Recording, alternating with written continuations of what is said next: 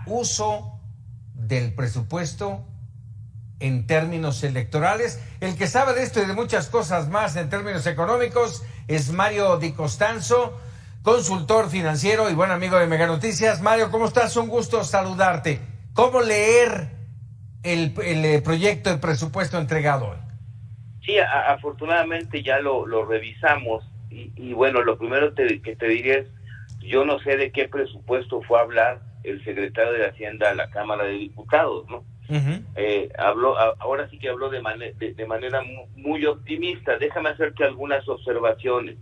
Primero que todo, el déficit que va a tener el gobierno el próximo año es el más alto desde 1988. ¿Qué quiere decir esto? Que la diferencia, que vamos a gastar mucho más de lo que vamos a ingresar. El endeudamiento, porque es deuda, va a ser de 1.6 billones de pesos, que es el equivalente casi al 5% del Producto Interno Bruto. Nunca antes, en la historia desde 1988, se había tenido este déficit presupuestario. Esto hay que destacarlo porque finalmente se convierte en deuda. Lo que no tenemos, pues tenemos que salir a endeudarnos para completar. Eso es lo que te diría de lo primero. Ahora, el costo financiero de la deuda, tan solo de intereses, vamos a pagar 1.2 billones de pesos. Vamos a pagar sueldos y salarios en toda la administración pública por 1.7 billones de pesos, es decir, el 40% más de lo que se pagó en el último año del presidente Peña, por ejemplo. Es decir, ¿cuál austeridad?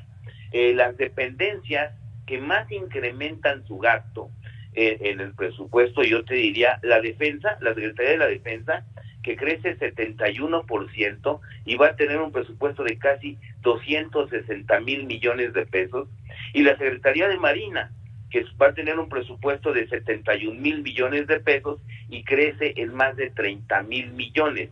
Es decir, entre esas dos dependencias van a manejar recursos por 331,000 millones de pesos.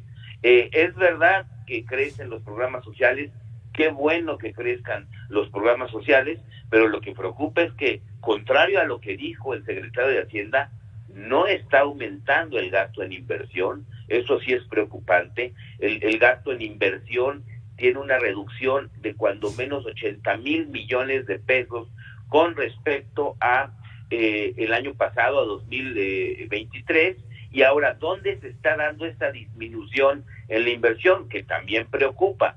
Por ejemplo, esta disminución en la inversión se da en la Secretaría de Salud. Es decir, el gasto de inversión de la Secretaría de Salud va a ser 5,000 millones menos que el 2023.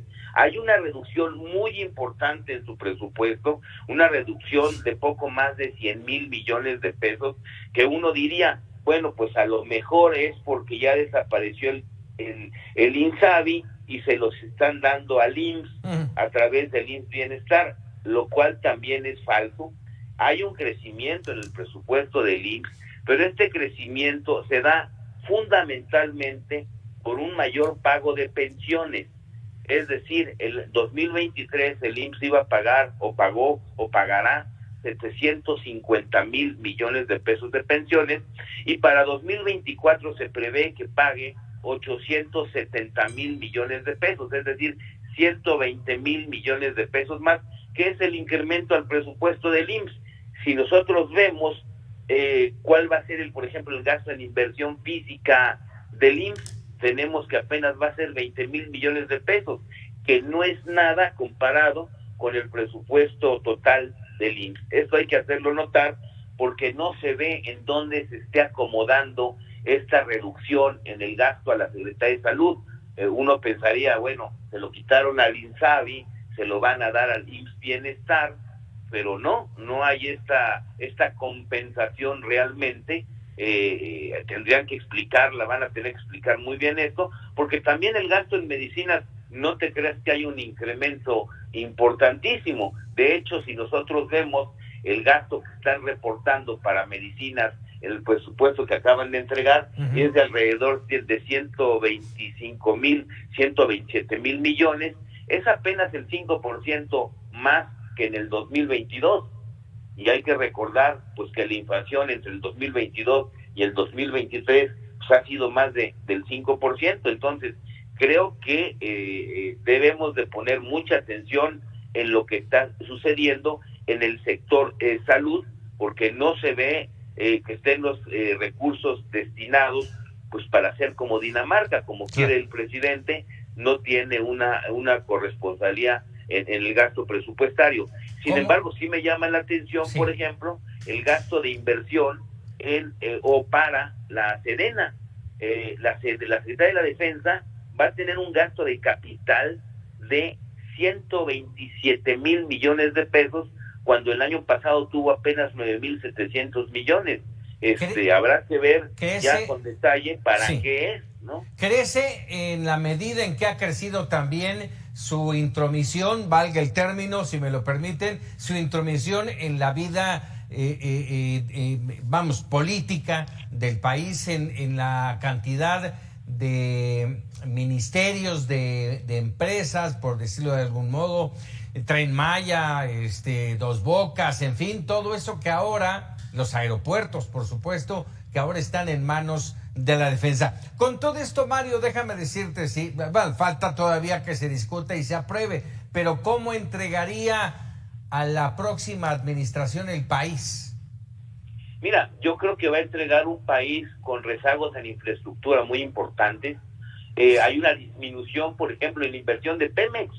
Hay una disminución de casi 200 mil millones de pesos en el gasto de inversión de Pemex.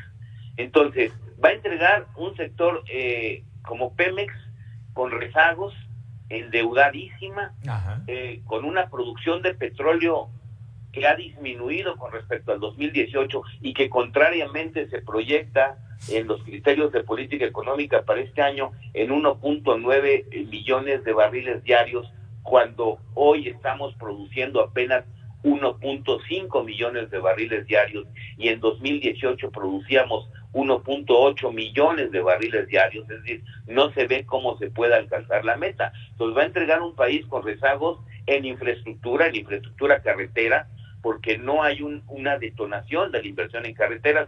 El incremento en el gasto de inversión de la SCT es apenas de 1,000 millones, es decir, no vas a abatir el rezago en conservación, mantenimiento y construcción de carreteras, pues con esta inversión que se está haciendo. Preocupa la inversión en medio ambiente, fundamentalmente en el sector de agua. Tú sabes muy bien que es un tema que preocupa al país, y resulta que a la Semarnat también le reducen el presupuesto de inversión en 5,000 millones de pesos. Habrá que ver en qué se lo redujeron, pero casi seguro podemos decir que estamos hablando de proyectos de infraestructura hidráulica. Entonces va a entregar un país con esos rezagos, va a entregar un país con una tremenda presión de las finanzas públicas de gasto, con un déficit que trae rezagado. Entonces yo creo que no va a entregar el país tan estable en materia de finanzas públicas. ¿Presionará más para sí o sí tener una reforma fiscal?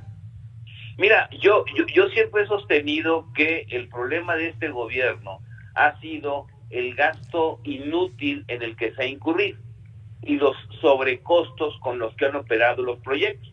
Nada más te diría que el sobrecosto del Tren Maya, por ejemplo, más el tren ligero, más el AIFA, pues estamos hablando de 267 mil millones de pesos.